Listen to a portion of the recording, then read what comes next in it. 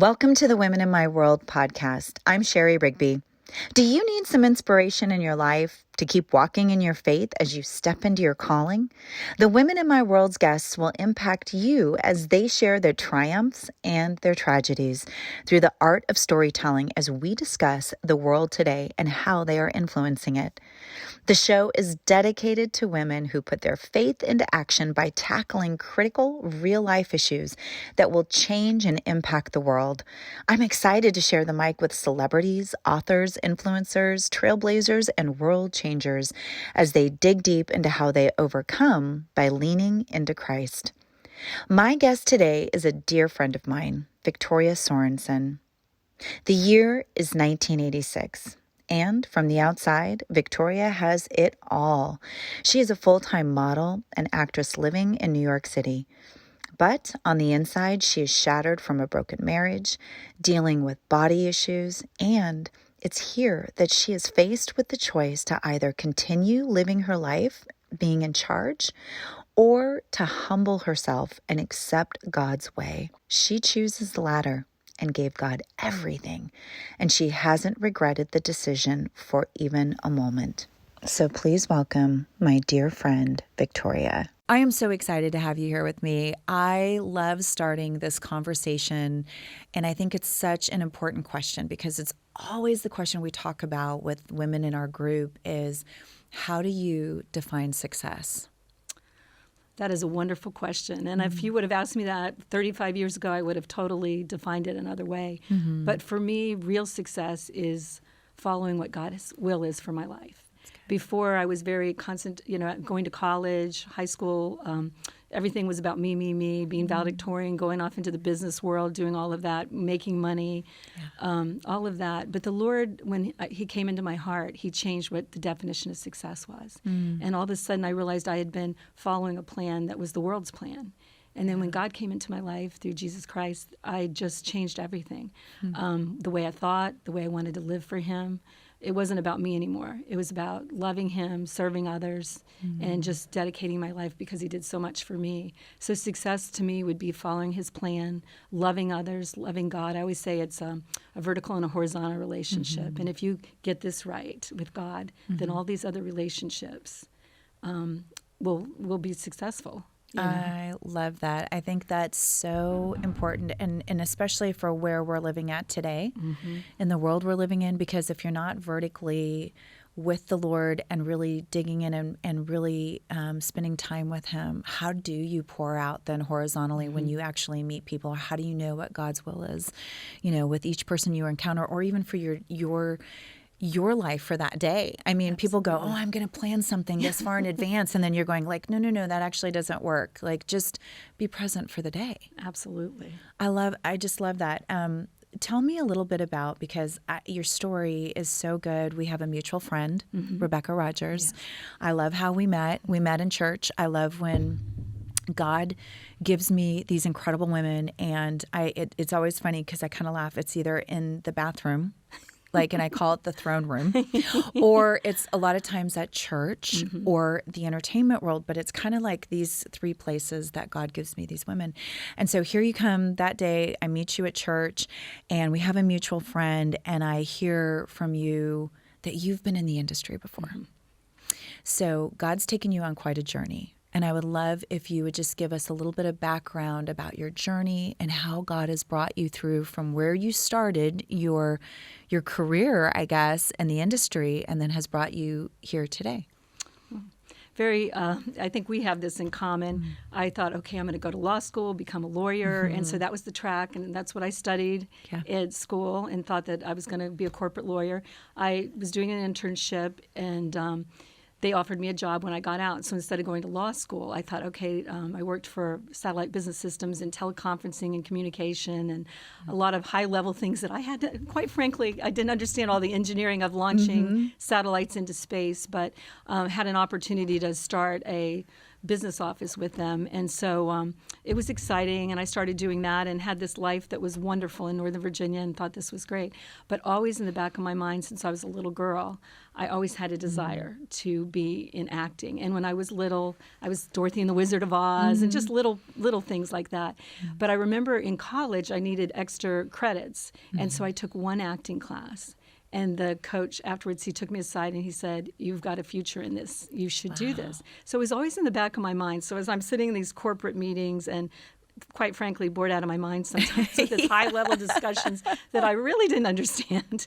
It was always in my mind. So I would work during the week in this thing, and on the weekends I would do this little thing just on the side with commercials and just little things and modeling and things. So anyway, I won this Models of the South contest, and these were people from New York who came down and they said, would you be willing to move to New York City and work in this? And I thought, well, wait a minute, I can go there and maybe I can really become an actress and do this. So I moved to New York City. I gave the great job up and the benefits and everything. Wow. I was also at the time going through a very difficult marriage. And through a very difficult season of my life, the Lord was kind of plucking me out of that. And so I moved to New York with 2 suitcases. I gave him the house, the cars, everything, and moved there. And everyone's like, "You're crazy." But I started taking classes at Carnegie Hall in acting, started getting involved in all of that, and I found out that I loved it. I loved the excitement there. I met Becky there in New York, and she had a manager she wanted me to meet, and it was an exciting world.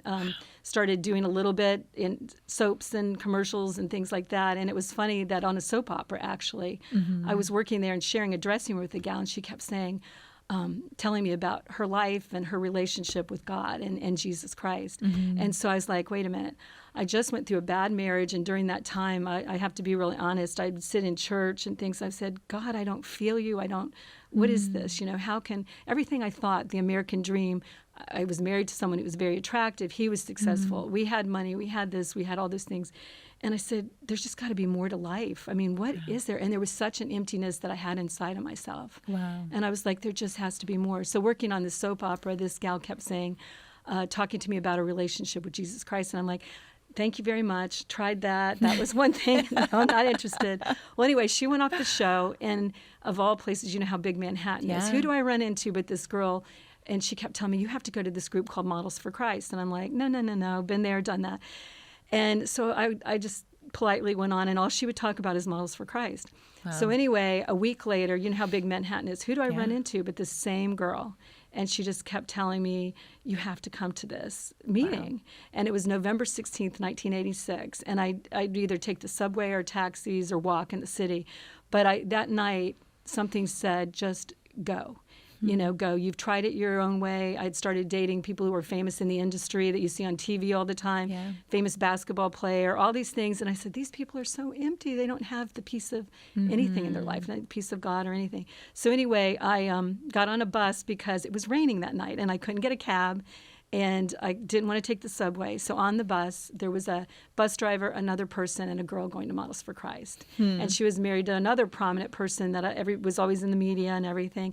And so she said, don't you get it? It's not about religion. It's about a personal relationship with Christ. Wow. And she shared her whole testimony. She was a famous model. And anyway, so we got to the Joffrey Ballet, and that's where about 250 people met. And I kept going, oh, my goodness, I'm a little nervous here because I thought, is this a cult? What's going to happen? Are they going to be weird? But anyway, I walked into the room, and a gal from Good Morning America was sharing her testimony. And by that time, I was so weary. And, of course, they put me in the front row. They didn't let me hide in the back, and I was mortified because I thought I could run out the back. But that night, she just shared about, it's not about religion, it's not about works, it's not about all these things you think will bring you a deep satisfaction in your life. It's about a relationship with Christ. Wow. So I just remember this man up there, Jeff Kallenberg, who ran Models for Christ, saying a prayer, and I just said, Lord, I just give up. I mean, I just have done it my own way, and if you're real out there, will you come into my heart and change my life and make me what you want me to be? Wow. And I bowed my head, and from then on, it's been like this, It's been a whirlwind. I was going to say, I mean, I always think people get this idea that you give your life to Christ, and it just becomes boring and Oh, dull no, quite the and opposite. and you're not doing anything, and I'm going, oh my gosh, you have no idea what you're in for, because the journey right. becomes so much more, it's greater, and it's, talk about just the places that God can take you that you could never go on your Never own. in a million years. That you could never go. I mean, I love that your story that you just shared, because to me, every person that he put you with had a message for you, and it was divine appointments that led you to that place, because God was getting ready to do something huge in your life. He was going to impact you, and then he was going to start using you for his kingdom. So here you are, you're in New York City, you're in the entertainment world, you're starting to deal with all of these people. Tell us a little bit about some of the things that were like really, highs for you, and some of the things that were really very challenging for you that may even have led you out of the industry. Well, one of the highs, we'll start with that. Yeah. I like to start with the good part. Becoming involved in this group, they were actors, producers, models, everyone that was a part of this group. And so one of the things we did, and I don't know why they did this, they put me on the leadership team of all things, and we'd do these outreaches. So one of my favorites was Rikers Island. Now, just imagine Rikers Island, prison. So anyway, what we were able to do is take some of the actors and people that are part of the group, and they allowed us to go in.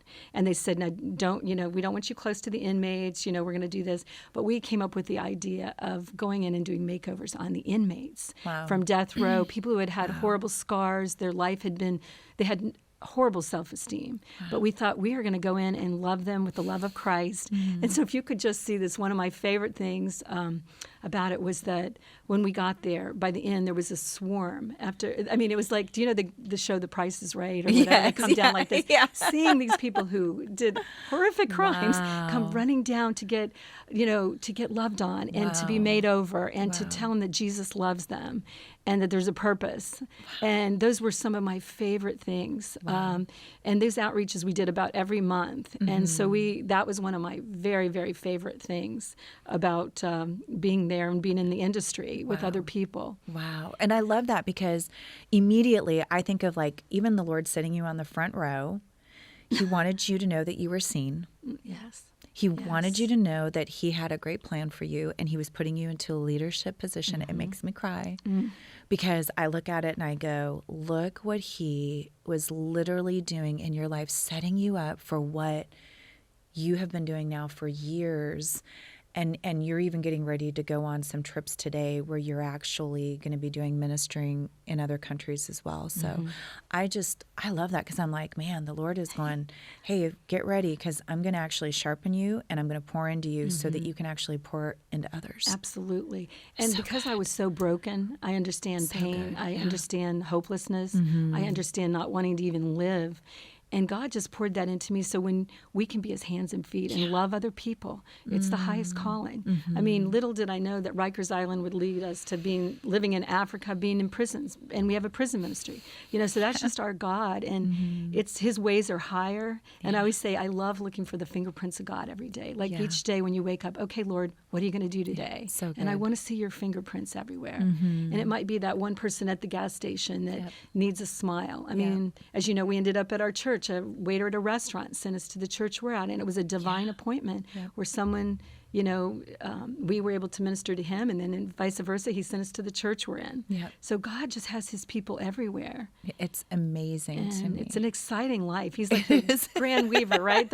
We always know, and he's doing this beautiful thing. I always said to somebody the other day, it's like this gorgeous tapestry, and we look below and we see all the knots and the little places of brokenness in our life, and he's looking down from above, and he's weaving this gorgeous rug or whatever there that he can see. But we can only see the knots sometimes, and we can only see this. But he has a beautiful life for everybody. He's no respecter of persons. Everybody's valuable in the kingdom. And whatever you do, if you just dedicate your life to him, every day can be exciting. I love that. We're the ones kind of picking out the knots of the fabric or the weaving, and he's like, no, just let me, And that's why I love these cups. I looked at this today, beautifully flawed, and that's kind of the way we understand, we see ourselves. It's like, Lord, we see the flaws. We're so hard on ourselves. I mean, that was another thing you said, a difficult part in New York City was, I remember I went for a job and I got the job, but I'll never forget, and I think I shared with you and Micah earlier, but this person who, you have the advertising execs and everyone there, and time is money, and they're like Yeah. this. And someone said, well, you didn't look like your headshot. And someone said to me, and at that time I was about a size 0. He was like, well, you got the job, but your hips are huge. Like he just was putting down, and you know how that is on go-sees, on everything, and you're never right. You're never it's right. Like if you have dark hair, they want light hair. If they want this, they want that.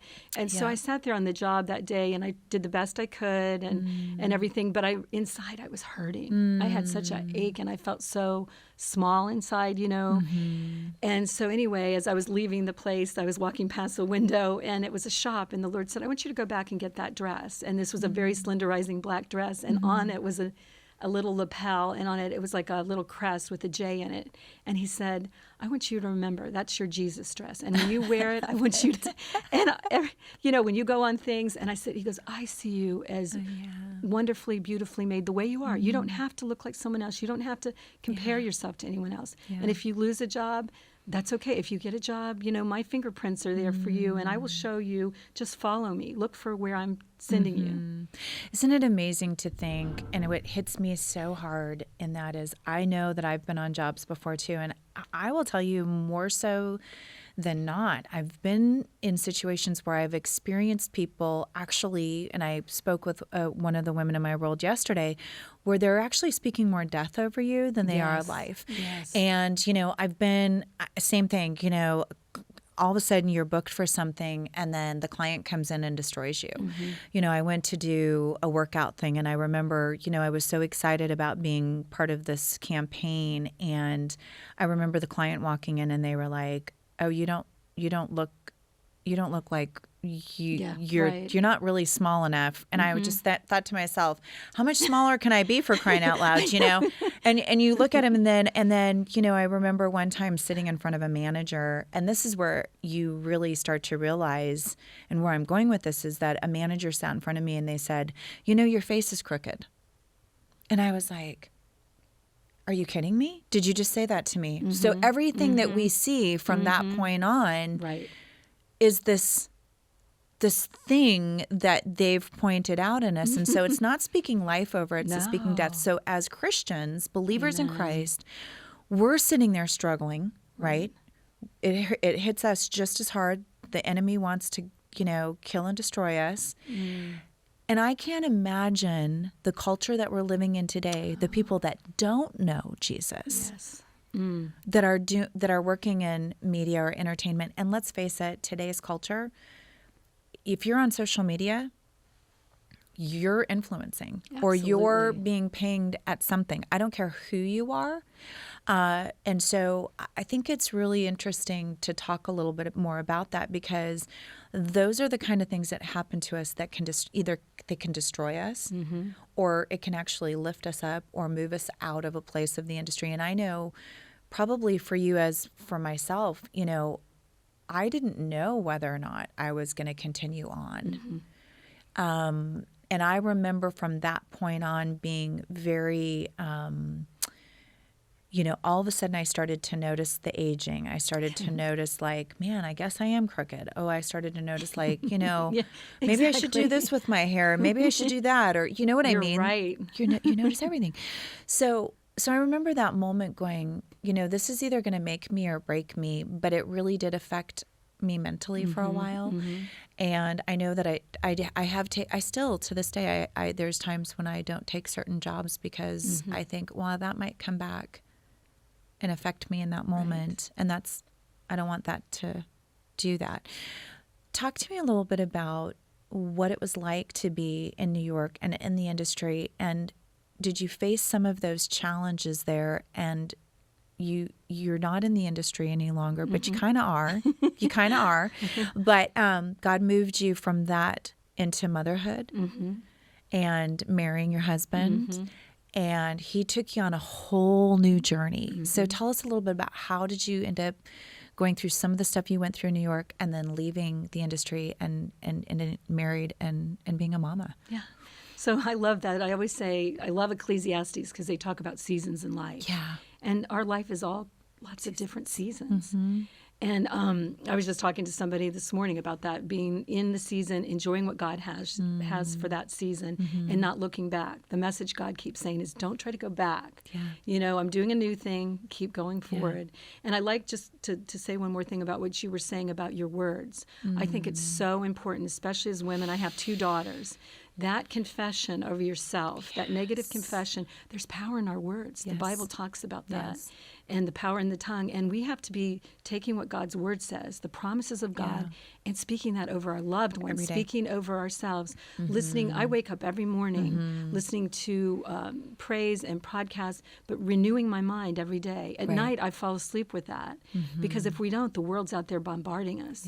And I think as women especially, because we're mothers, we're different things, we're in the industry, we're doing different things, ministry. We've got to be so surrendered to who God has for us, but so filled with the word, so filled with the way he says, hey, you're my daughter. I love you. You're fearfully and wonderfully made. I look at you and you're absolutely, I know you don't want me to say it, but gorgeous inside and out. And I look at your eyes and I'm like, I see Jesus. The first time I met you, when you were looking through this building, I was like, Peter, I see Jesus in your eyes, to my husband.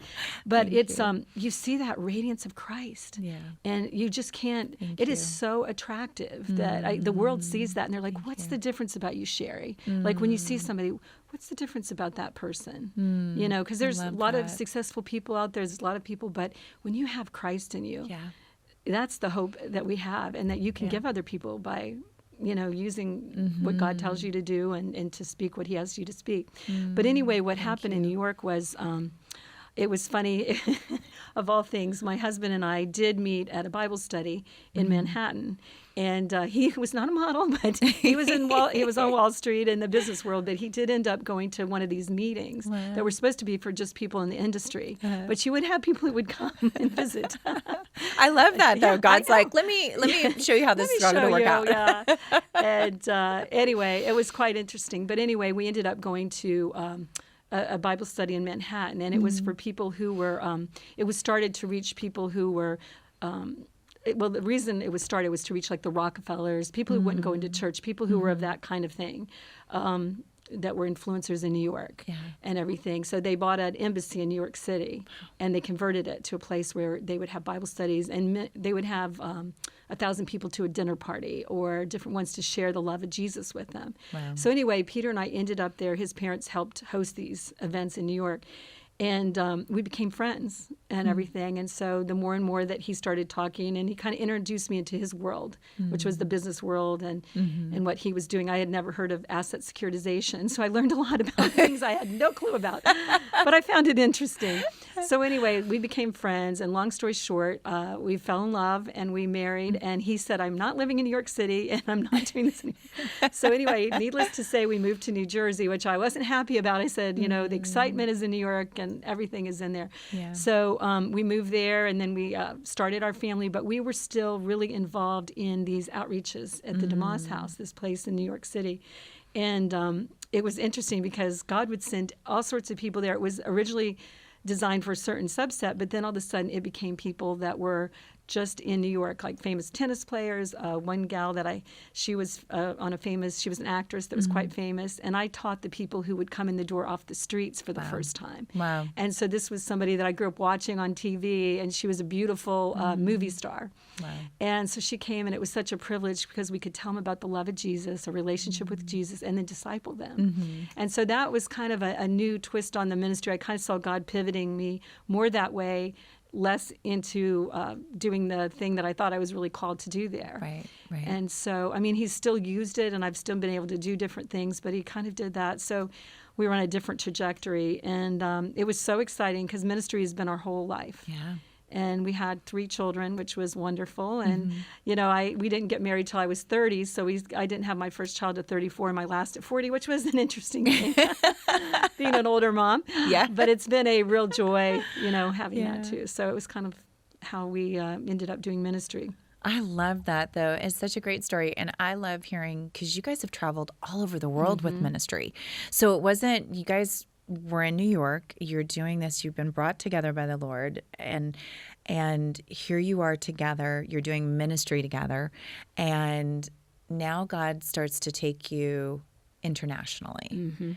So tell us a little bit about some of the international travels and maybe a highlight for you that from one of the places that you guys, because you didn't go just to stay for a few weeks. I mean, you literally went international and lived for years. Yes. So share a little bit about that. Well, I love the Lord. He's got such a sense of humor because I'm like, if he told us everything, we wouldn't follow, We'd be like, I'm checking out I now. know.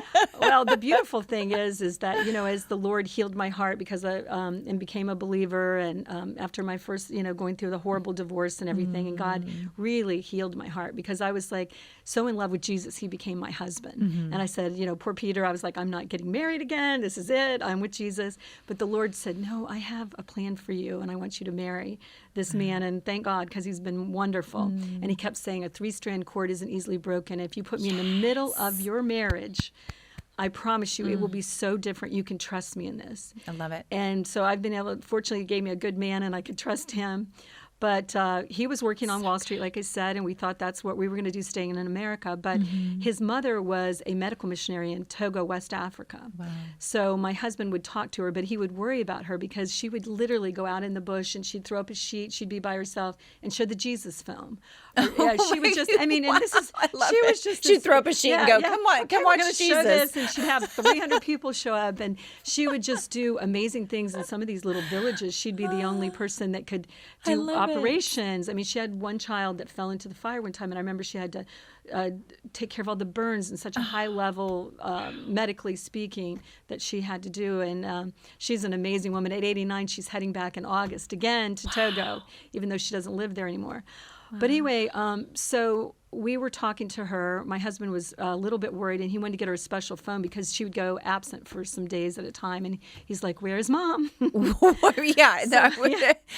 in the bush again. She's in the bush. We got to get her out. But she is a strong woman of God. She's amazing.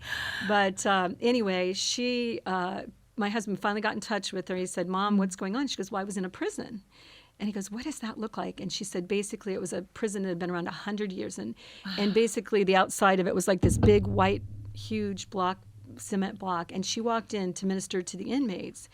And she said, literally, they were in rags, sleeping on the floor, had no means, no hope, no anything. And it was like going back in time and seeing just something that was horrifying. Wow. So my husband was talking to her about that, and that night the Lord gave him a dream. And my husband's very analytical, not a dreamy, like okay, I'm more that way. But of prodigal son banquets and going in to places and tell him about the Father's love and restoring the relationship. So he called his mom the next day and he said, "Do you think you could go back to that prison and say, could we go in and minister to these inmates?" Well, we were shocked. We didn't know what they would say to us, but basically they handed us the keys to the prison and said, yes, you can go in. And so we started getting together things for the inmates' clothes because many of them are in rags or nothing at all. And you can imagine how humiliating. Mats and things to send over and different supplies for them. We actually hired someone, and she went to town and got a cow and came back with a bunch of ladies and made this big prodigal son banquet. And we had speakers who came to sing praise music and to preach. And one of the fellows that was the main speaker canceled last minute. So my husband was like, you can get sick in Africa, so we'll just let them do it there, and we're not going and everything. Anyway, the Lord said, no, you're going. And so he was going with a friend of ours. Long story short, they said, you can catch a lot of things. He canceled last minute. And Peter ended up going over with a professional pitcher. And a Major League Baseball player, and they did these clinics over there, and these did these prodigal son banquets. Well, little did we know that was going to birth our ministry to go into prisons throughout Africa. Wow. And then we, at that time, thought we would just continue to go over. We went to Nigeria, Zambia, Kenya, all over, but we never thought he was going to call us to live there. And so, long story short, we have a company on Wall Street, and we both feel like the Lord's saying, I want you to live over there. And we had a 3, 6, and 9-year-old at the time. And we're like, oh, my Lord. And so we started talking to people, and they go, well, that's unwise. You're going to lose your business on Wall Street. You're going to lose your house. You're going to lose your kids are young. There's a lot of things you can catch over there. And we started thinking, well, maybe they're right. And then after a bit, we prayed about it. And the Lord said, I didn't tell you to go when the kids are older, the house is sold, your business is sold. Right. I told you to go and go now. And I will take care of you. Don't worry about the money. Don't worry about this. Don't worry about that. So basically, we packed up and moved to South Africa with the 3 little kids to start a 501(c)(3). We started a 501(c)(3) to minister to prisons throughout Africa. And we ended up living right across the street from when Mandela was at Paulsmoor Prison, and going in, ministering, and working throughout Africa. But basically, my highlight was working with the ladies across the street and walking through their stories with them. I was just telling someone earlier, we actually did Alpha, this program in there. We did Purpose-Driven Life with them. It was just story after story of what God would do. And my favorite program there was Restorative Justice, which was healing the wounds of crime and bringing their families back in, and the people that actually, because they'd say, no, I didn't do it, by storytelling and by having them draw pictures and by all of that. By the end, they realized, hey, I did commit it and I do need to repent. And they came to Christ, and their families would come in, and the victims would come in's families, and they were able to get healing. It's a beautiful program. Wow. And so we still have a prison office over there today that Hope Prison Ministries in Paulsmoor works out of our office there. Wow. So we just love inmates because we understand that we're all broken, and we love hearing their stories and what God does every day. What a journey, though. I mean, and it seems like it's just, I love that the Lord's like, no, I'm going to put you where the people are feeling completely lost. There's no resources. There's no hope. There's, nothing. There's just nothing. And I'm going to put you there. And here he takes you from one place in New York. I mean, I love this journey that you've been on. He takes you from a high-end career to high-end entertainment to, now you're in ministry and you're traveling all over the world, and you're really doing things to glorify the kingdom of God, right? Like he's like, I have sharpened you so that I can put you in this position to be strong and courageous as I take you in. Now you're back in the U.S. You go back to New Jersey, and now you are in Georgia, of all places. And this is like, because God just continues to say, as long as you walk with your hands open, I'm going to use you. And so you're here now, and you're continuing the journey through ministry. What does it look like for you today? And how would you encourage somebody who's listening to be really mindful, knowing that God has a plan for their life? And again, back to the seasons, but how would you encourage that woman listening today that God has an ultimate plan for your life, and open your hands and just walk in peace that he's got you? Well, I'm glad you said that, because I've been reflecting a lot on that lately. And as you know, we just found out we're going to be residents of Georgia. Yeah. So this was new as of last night. Yes. So I always think the Lord has such a sense of humor.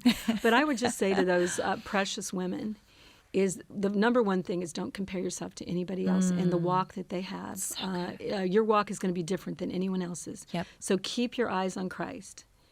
And don't look this way, that way, and say, well, this looks like a better path. Because I find when I've done that, I've always been wrong, and he's had to gently pull me back and say, this is the path I have for you. So I've learned through a lot of missteps that his way is better, higher.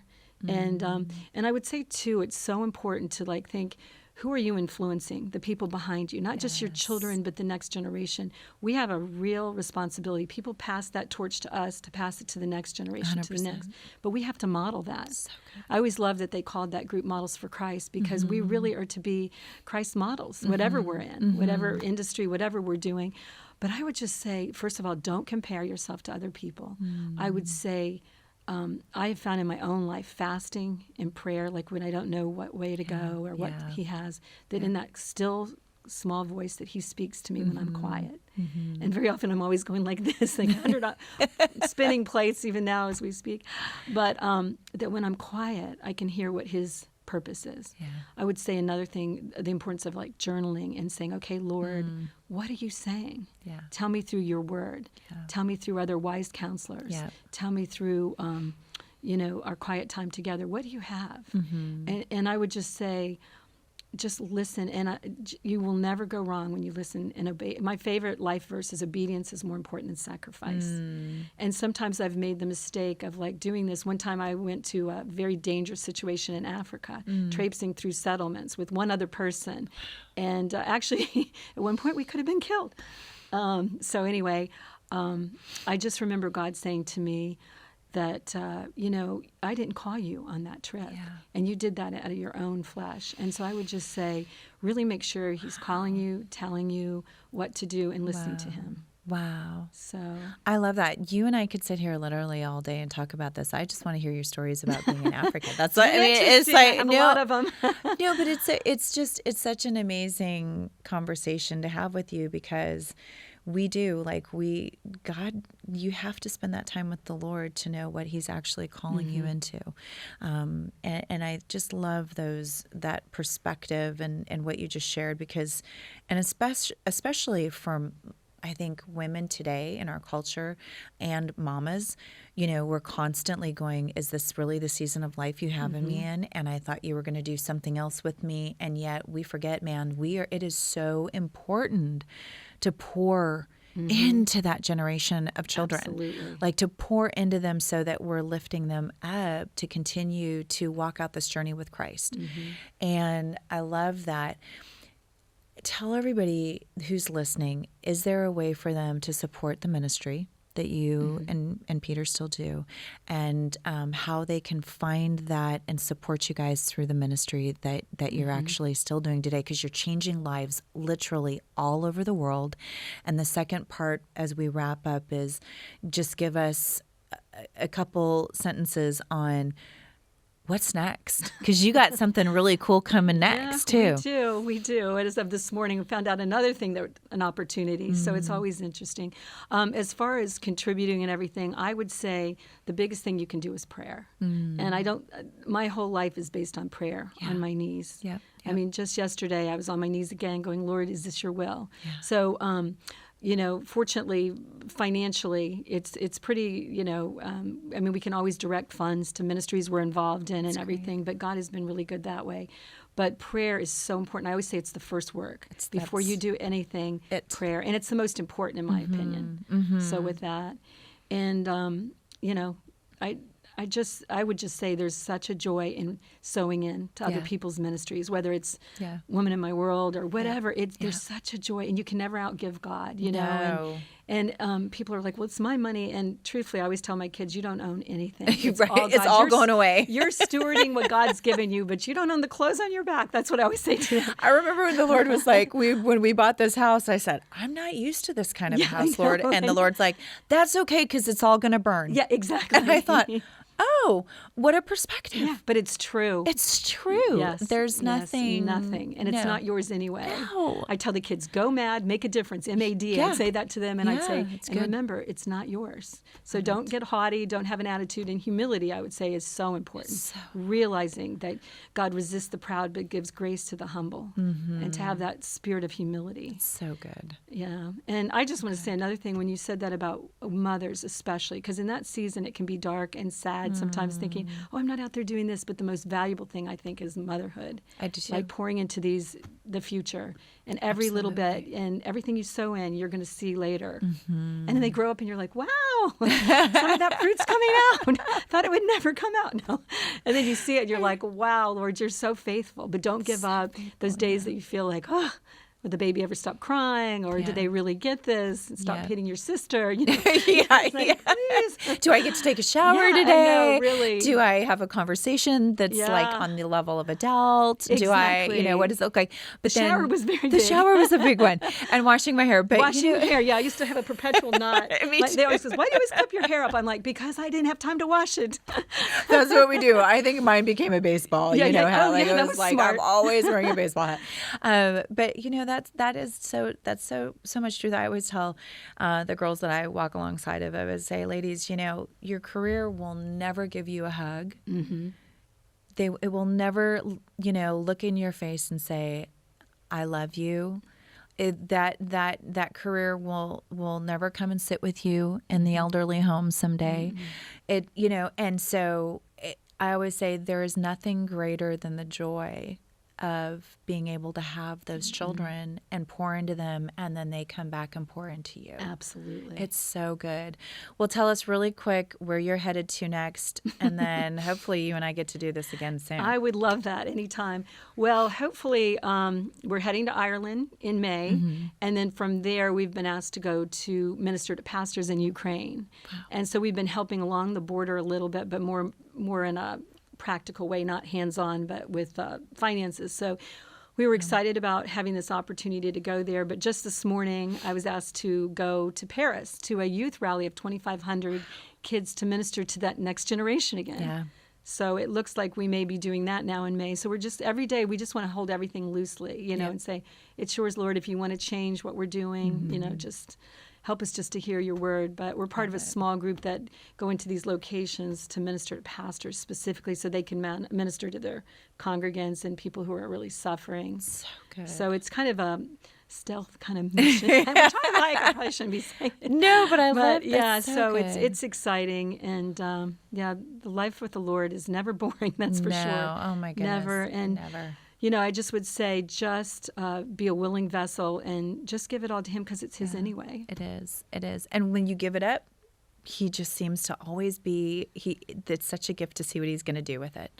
So thank you for being here. Thank you for all you do. Oh, my goodness. You're amazing. I love that you shared your life and testimonial, and I know that you've inspired and encouraged women who are listening.